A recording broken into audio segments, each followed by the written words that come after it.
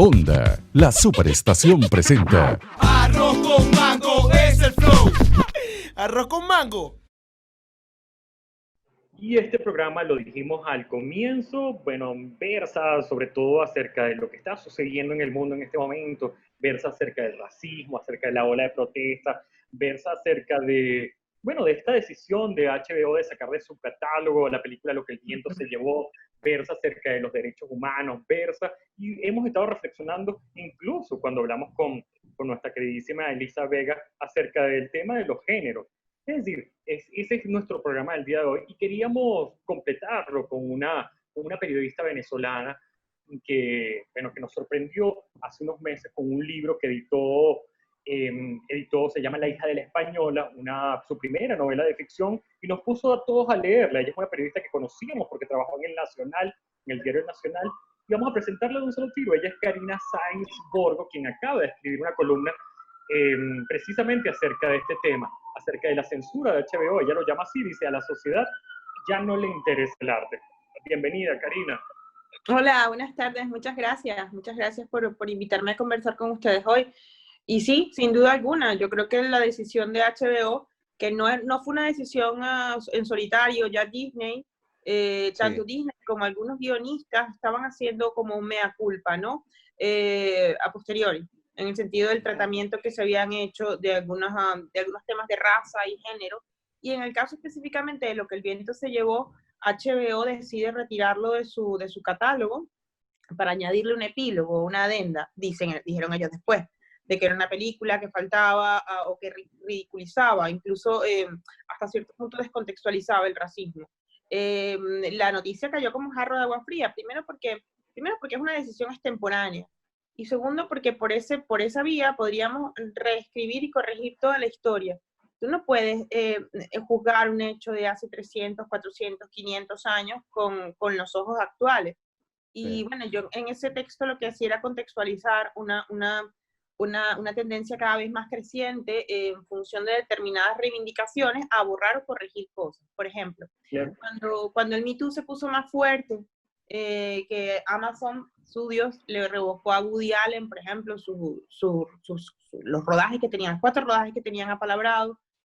Había una cantidad de reescrituras importantes en todos los sectores, tanto en ópera. El Teatro de Roma hace 2 años estrenó una versión de Carmen reescrita, donde Carmen mataba a Don José, ¿no? Además, mataba a Don José a tiros, a disparos, ¿no? Ajá. Entonces, claro, por esa lógica podríamos reescribir muchas otras cosas, o peor aún, por esa lógica podríamos vetar.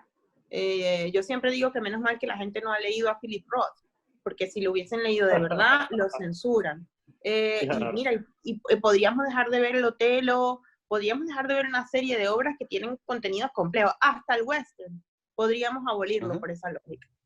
Claro, tú te metes en Honduras, Karina, te metes en Honduras, a mí me parece, y nombras, hay un caso allí muy puntiagudo, que es el caso de Woody Allen. Y me parece genial que lo nombres porque Woody Allen es un tipo señalado de abusador sexual, y acaba de editar sus memorias y las edita, y uno comienza a leérselas y se da cuenta que tiene unos argumentos impresionantemente válidos, pero allí está su obra. Entonces, ¿cómo separar la vida de la obra? ¿Cómo quitarle, cómo dejar de señalar de abusador a Michael Jackson pese a toda una obra? Y me claro, pero bajo ese punto de vista, si nuestra relación con el arte fuera una relación estrictamente moral o de lo que es deseable, pues la verdad es que no habríamos leído o no habríamos visto la mitad de la gente. Caravaggio, el pintor, era verdaderamente un forajido.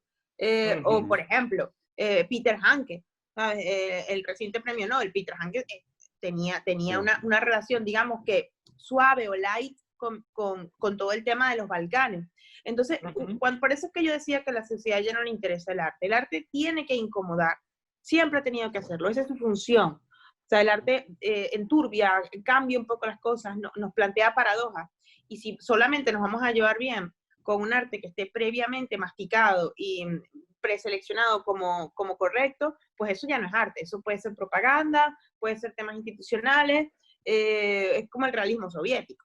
Entonces, en el sentido de que, claro, todo eso tenía un marco de referencia, los propios muralistas mexicanos, que eran corrientes y movimientos impulsados por el establishment, ¿no? O por lo que vendría a ser los círculos de poder. y sin duda alguna Woody Allen, creo que nos vamos a arrepentir, nos vamos a arrepentir bastante de haber saboteado la filmografía de Woody Allen. Él tiene, que yo sepa, 50 películas estrenadas. Claro. Y nos hemos privado de 4. Más el tema de las memorias, que además las memorias son muy agrias porque van un poco entre él hablando de su vida y también descargándose contra Mia Farrow, ¿no? Y él describe perfectamente cómo ya se había hecho un juicio, donde se había dicho que él no había abusado de Dylan Farrow. Entonces, claro, en el fondo tú estás poniendo al pie de los caballos a un creador, porque por esa lógica siempre se ha dicho, yo no lo puedo comprobar, ¿no? Porque no tengo esos datos. Pero siempre se ha dicho que a Borges no se le da el Nobel de Literatura porque él se fotografía con Videla en los años 80, ¿no? Entonces, esa cercanía hacia las dictaduras argentinas apean a Borges del Nobel, o incluso el mismo Nabokov. A Nabokov le costó muchísimo la publicación de Lolita. Márquez, claro. De Lolita. Márquez, No, y Karina, y el problema es que antes solucionábamos esto le poníamos una hoja de parra a una escultura. Ahora sencillamente lo que estamos es lanzando esculturas al río, retirando obras, descolgando cuadros. ¿Quién nos da el derecho a nosotros de sentirnos seres superiores moralmente a nuestros antepasados? O sea, mi grandísimo pero eso no problema es nuevo, piensa una cosa. No que sé, no, de toda la vida. Como mucho hace 10 años, los talibanes volaron en pedazos un montón de esculturas. Claro. ¿Quién se los permitió? ¿Cómo lo controla? Lo que pasa es que hay un efecto importante, emocional y un poco infantil. A mí me parece que es como vivir en una infancia perpetua. Es como si yo me molestara porque descubro que los Reyes Magos son mis padres, no sé, y voy e incendio 5 belenes, ¿no? Es un tema de decisiones y de lo que tú haces y de cómo aparentemente eres tolerante con una cosa u otra. Lo que yo sí noto, y le noto una inflexión mucho más, digamos que evidente, es que tenemos como 4 o 5 años con unas ráfagas, ¿no? de tolerancia que son tan militantes que mira lo que pasa. Pero si si escondemos las obras, una película como Lo que el viento se llevó, ¿cómo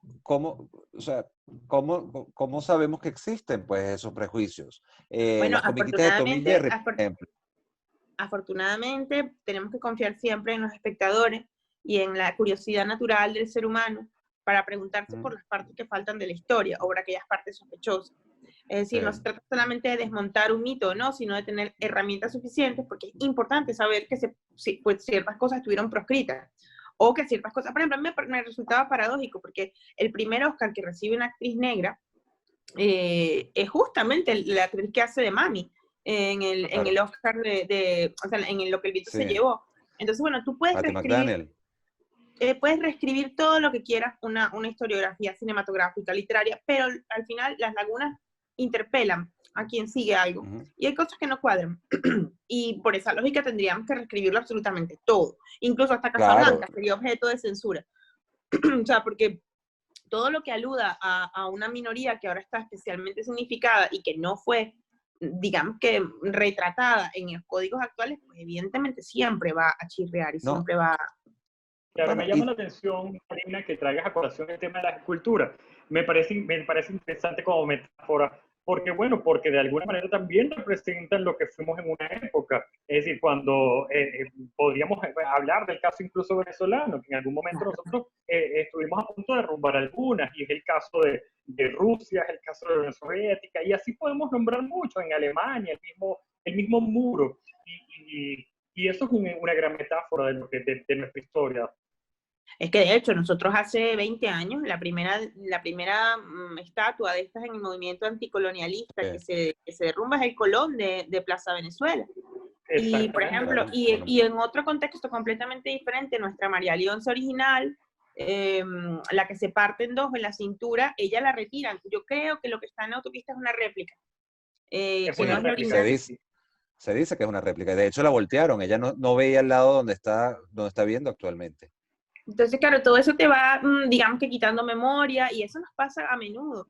Nos pasa en los archivos, nos pasa en las hemerotecas, la propia desaparición, por ejemplo, de medios de comunicación va creando, o en el caso particular venezolano, por ejemplo, va creando una ausencia de hemeroteca. Ahorita es más difícil reconstruir el tiempo porque tienes que tener un acceso mucho más directo. porque vale, Mira, fenomenal. Hay una parte que está sí. en internet, pero hay otra parte que está en archivos de fotolitos, ¿sabes? Que tienes que irlos a ver.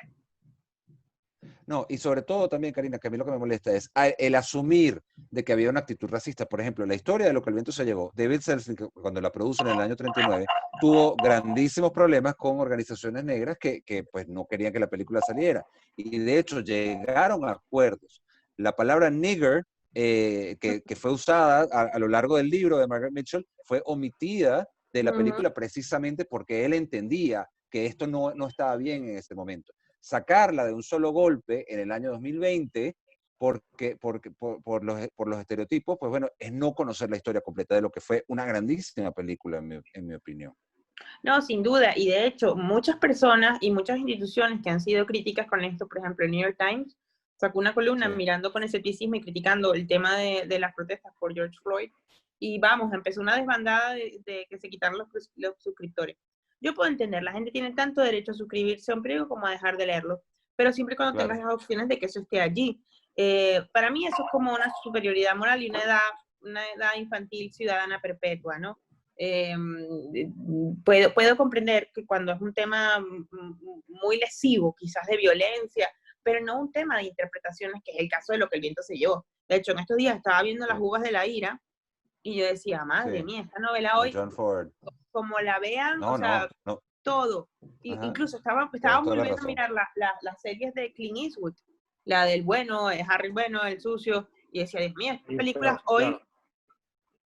Sí, no sale. Karina Sainz Borgo, vamos a recordar que estamos conversando con Karina Sainz Borgo, que es periodista, que es autora, quien nos regaló esa novela que se llama La hija de la española, y tú hablas, Karina, acerca de la memoria, y tu novela nos sirve un poco, nos va a servir en algún momento como memoria de lo que estamos viviendo los venezolanos. Una novela durísima, una novela que habla acerca de una mujer que tiene que confinarse en un apartamento, tiene que confinarse en un apartamento por unos hechos violentos que están sucediendo a su alrededor y que todos conocemos, y es una mujer que tiene que asumir una nueva personalidad, ponerse una máscara para trascender y para viajar hacia una nueva posibilidad.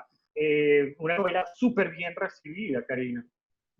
Sí, de hecho, fue de verdad que un proceso del año pasado, bueno, terminó este año, que estuve en la última edición, que fue en Suecia, y fue muy curioso, porque justamente en Estados Unidos, donde la publicó HarperCollins, todas las alusiones de la novela a negro, eran cambiadas por Afroamerican.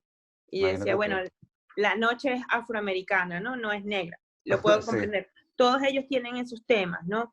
Porque tienen todo como hay como una serie de preceptos, de formas de expresar las cosas. Y bueno, yo creo que La hija de la española llamó tanto la atención justamente por eso, ¿no? Porque era un personaje desconcertante, muy violento, del que nadie esperaba que fuera tan violento, ni que nadie esperaba que la novela fuera tan violenta. Claro. Y que al mismo tiempo los colocaron un poco en el espejo, ¿no? ¿Qué haría yo si yo fuera esta mujer que está desesperada por salir de donde está? Entonces, yo creo que realmente cuando algo nos sacude o nos emociona es porque realmente nos cuestiona. Y por eso es que ¿para qué nos sirve algo que no tiene conflicto? O sea, ¿de qué nos sirve una literatura donde es un final feliz, donde las secuelas son lo mismo? Entonces, mira, yo puedo comprender que eso sirva para determinada industria cultural, pero para un debate y para una cultura occidental, quizás creo que ya tenemos suficientes siglos, ¿no? Como sociedad occidental para poder afrontar este tipo de cosas. No, y que no nos podemos hacer una opinión sobre una hoja en blanco. La hoja tiene que estar escrita para formar una opinión.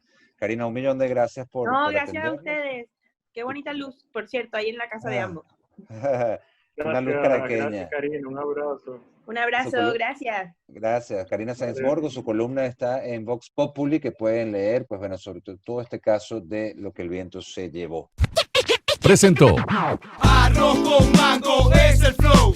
Esta es una superproducción de Onda La Superestación. Arroz con Mango.